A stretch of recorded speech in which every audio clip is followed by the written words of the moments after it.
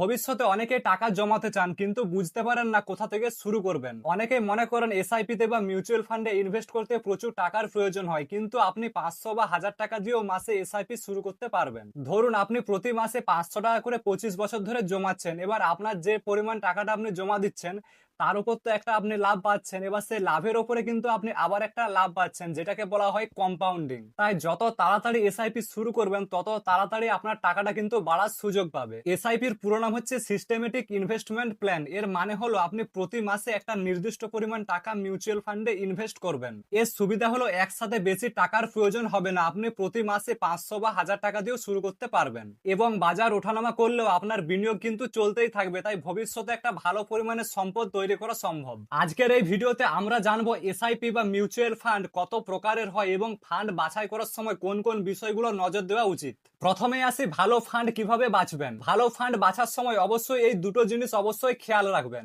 Number 1, AUM বা fund size. AUM বলতে বোঝায় ওই ফান্ডে মোট কত টাকা বিনিয়োগ করা হয়েছে। একটি ফান্ডে অনেক বেশি পরিমাণ টাকা ইনভেস্ট করা আছে মানে যে ওটি ভালো ফান্ড সেটা কিন্তু নয়। অনেক সময় সেটা বিনিয়োগকারীদের আস্থা বা বিশ্বাসকেও বোঝানো হয়। নাম্বার 2 হচ্ছে অতীতের রিটার্ন, মানে আপনি যে ফান্ডটি বাছবেন সেই ফান্ডটি ভবিষ্যতে বা 5-10 বছর আগে কি পরিমাণ টাকা রিটার্ন দিয়েছে সেটা কিন্তু অবশ্যই দেখে নেবেন। তবে একটা জিনিস মাথায় রাখবেন, একটা ফান্ড অতীতে ভালো রিটার্ন দিয়েছে মানে যে ভবিষ্যতেও ভালো রিটার্ন দেবে এমনটা কিন্তু নয়। হয়তো ভবিষ্যতে আপনি তার থেকেও ভালো রিটার্ন পেতে পারেন বা হয়তো তার থেকেও কম, এর কিন্তু কোনো গ্যারান্টি নেই। দেখুন এসআইপি মূলত 5 প্রকারের হয়ে থাকে। Number 1, small cap fund. এটি তুলনামূলক ছোট ছোট কোম্পানিতে ইনভেস্ট করে, তাই এখানে ঝুঁকি কিন্তু তুলনামূলক অনেকটাই বেশি, তবে দীর্ঘমেয়াদীতে কিন্তু লাভের পরিমাণও এখানে অনেকটাই বেশি। নাম্বার 2 হচ্ছে মিড ক্যাপ ফান্ড। যারা স্মল ক্যাপ ফান্ডের থেকে তুলনামূলক কম ঝুঁকি নিতে চান তারা এই মিড ক্যাপ ফান্ডটি বেছে নিতে পারেন। এটি মূলত মাঝারি কোম্পানিতে ইনভেস্ট করে। নাম্বার 3 হচ্ছে লার্জ ক্যাপ ফান্ড। এটি মূলত দেশের প্রতিষ্ঠিত বা বড় বড় কোম্পানিতে ইনভেস্ট করে, তাই এখানে ঝুঁকি কিন্তু তুলনামূলক অনেকটাই কম, তবে লাভের পরিমাণও কিন্তু এখানে অনেকটাই কম।